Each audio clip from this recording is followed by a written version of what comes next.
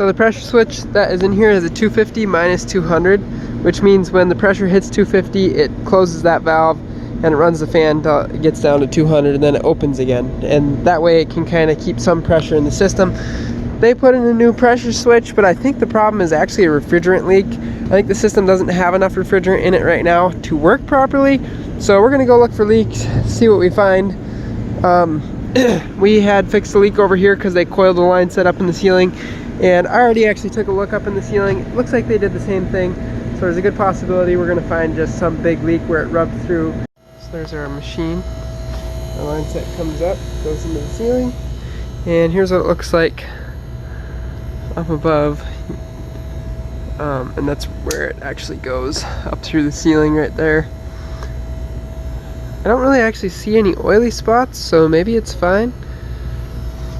But this seems like a likely area for a leak if there is a leak. So I'm gonna just do some leak checking and see if I can find anything. So I found the leak. The leak was right here. I was getting like high readings, 3 or 4. I soaped it, but it was like too hot for the soap, so I wasn't actually getting any bubbles, otherwise I would have shown you what it looked like.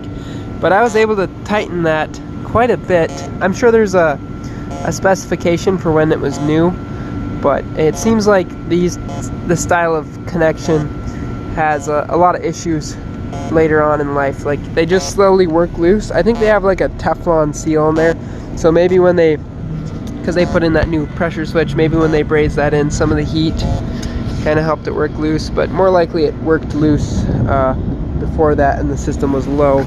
But we'll give them the benefit of the doubt and assume that that cycle switch was bad, because it may have been bad in addition to the system being low.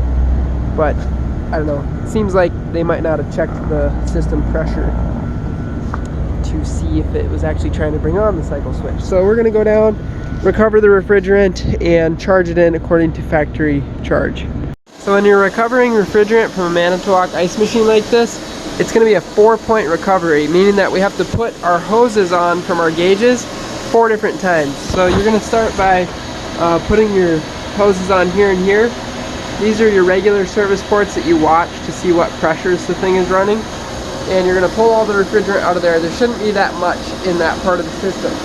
Next, you're going to bring your set of gauges over here, and you're going to hook them up onto this service port here on this king valve, and one of the lines that go up to the condensing unit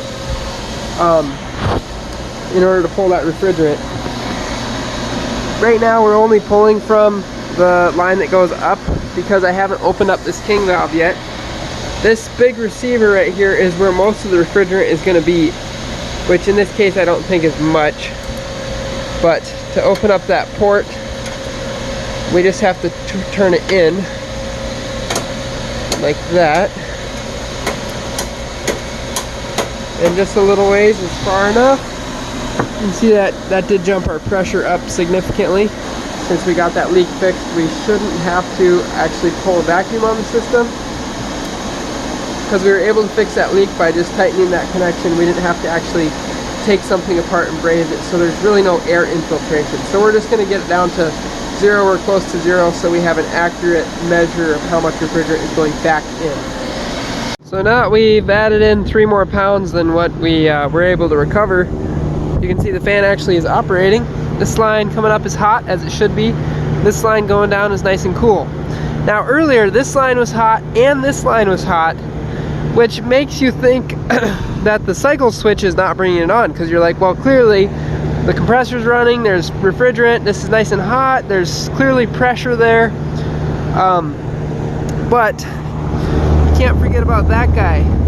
So that little thing right there is a head pressure regulator, and it tries to maintain a pressure at 100 or 225 psi in the line that's going back down to the compressor, because the compressor wants that refrigerant, or the expansion valve rather, wants that refrigerant coming in at a minimum of 125 psi. So if the pressures drop significantly because it's really cold out and the cold air is cooling the refrigerant, that thing will actually open up a little bit and dump some of the high pressure gas over into the other side, so that it keeps that pressure up, maintains that head pressure. earlier it was doing exactly that. So if you felt this line, it was hot. You felt this line, it was hot. The fan was not running. It had proper power, so it looked like a bad fan cycle switch. But here was the difference.